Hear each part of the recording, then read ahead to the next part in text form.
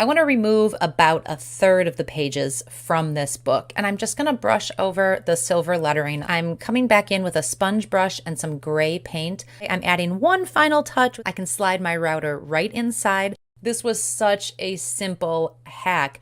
Start with 3 cutting boards. So I'm just going to give them a coat of milk paint. Now that the paint is dry, I'm going to take my sandpaper and I just want to rough up the edge a little bit. I'm going to use some hemp oil and I'm just going to rub this all over. So I'm going to turn them over here. Once I have my hinges in place, it's time to add some screws to hold them and cover up this cluttered corner of my kitchen counter. I went to Lowe's and picked up this large terracotta looking pot. I'm just going to go ahead and give this a light sand. I'm going to go ahead and paint vertical stripes on this. I am just going to use some leftover paint that I had from another project. Get the sides of this. I'm just going to go around and dot the edges of my pot. Dry, we can go ahead and remove the tape. Painting the raw wood stripes white. I am just going to be using this Rust-Oleum matte clear coat. This project came out so good. I cannot wait to get out here and start gardening. Decide where we're going to put our bowls. Mark it up here. You can go ahead and make your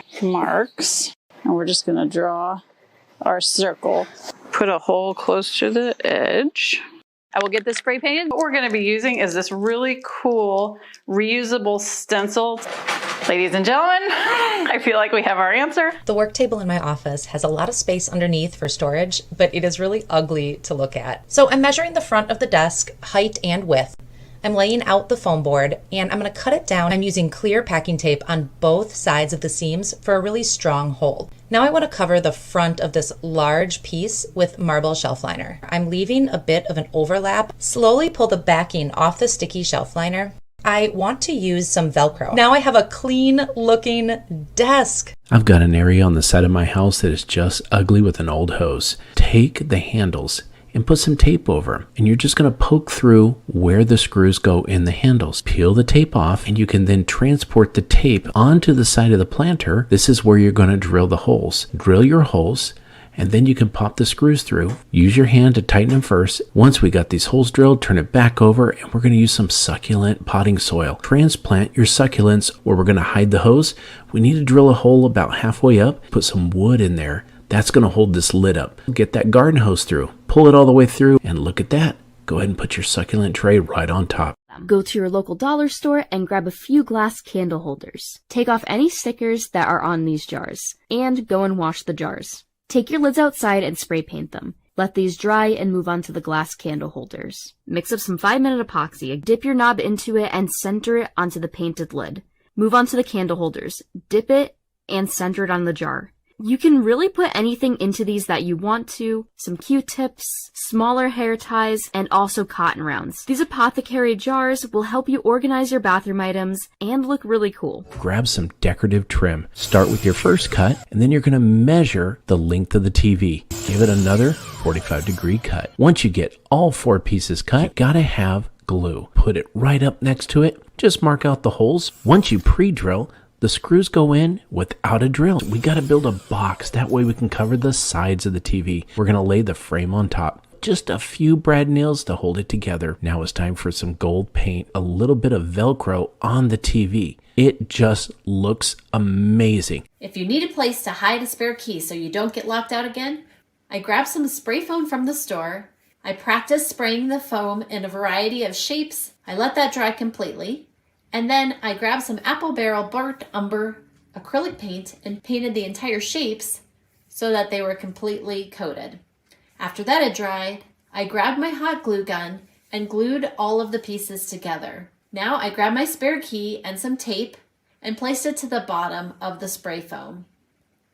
Now I placed it in my yard for an unexpected way to hide your key. I grabbed 3 empty soda containers from my home. I wanted to make this space much more organized, measured the dimensions inside. Once I got the table set up, I started using the tension rods to store my ribbon. I got to work on my soda boxes. Wrapped the boxes with fabric, applied hot glue with the glue gun, and then at the top, I just tucked it in. I thought these planters looked like a honeycomb. It was time to install the row of hooks that I'd bought. I hung the wire mesh cups, filling my honeycomb with supplies that I wanted to have easily on hand. And here it is. Everything's organized and I have it easily accessible. You're going to need 2 white cutting boards. Place E6000 on the sides. Place your white cutting boards vertically on either side. Add E6000 glue to 3 sides. Place these 2 cutting boards and then place a dowel through the handles.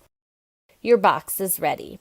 Grab a pack of mesh laundry bags, plastic shower curtain rings, open up a shower ring, and push the plastic knob through a hole towards the top. Now for the bottom of the bag. You will need 3 metal rings, and attach 1 more bag at the bottom. Clip the plastic rings to a bar in your closet. You can really put anything into these bags. So what I've got here is a pool noodle. So I'm gonna take some of the items, mark where the spot is, make a slit, flip the noodle over, picture holder strips, peeling the backing off, press it on the wall.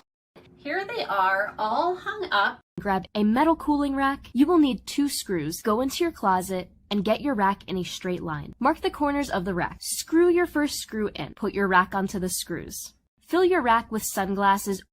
To start this project, I'm taking a broomstick. I'm taking the handle end off of the broom. I'm using my cotton rope and hot glue gun to tightly wrap around the rope on the entire broomstick. Next, I'm taking 2 crystal knobs for each end of my broomstick. I'm using my ribbon to weave in and out of the baskets. I am securing the ribbon with hot glue. Next, I'm using some clear zip ties to secure the baskets to the broomstick. I'm using a laser level to place and press in to secure them. I'm using these baskets for some of my yarn storage, and it makes for an excellent budget-friendly organization project. To start this project, you're going to need some trash cans. Get this tag off of your trash can. For these trash cans, I have put on chalkboard stickers. I can add everybody's name, can measure the width and the height, pick out the right command hook and place the hook onto it. It's gonna fit nice and snug. I have our gloves and our hat stuck together for each family member,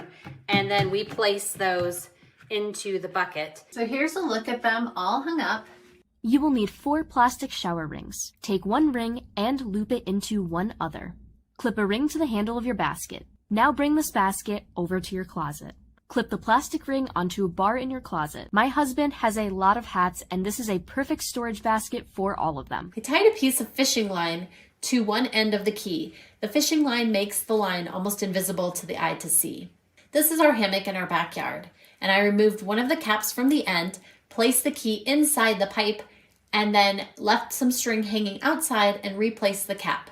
Use decor around your yard to hide a key. Here's a dragonfly lantern, and all I had to do was open it up, place the key inside, and now it's hidden in an inconspicuous place.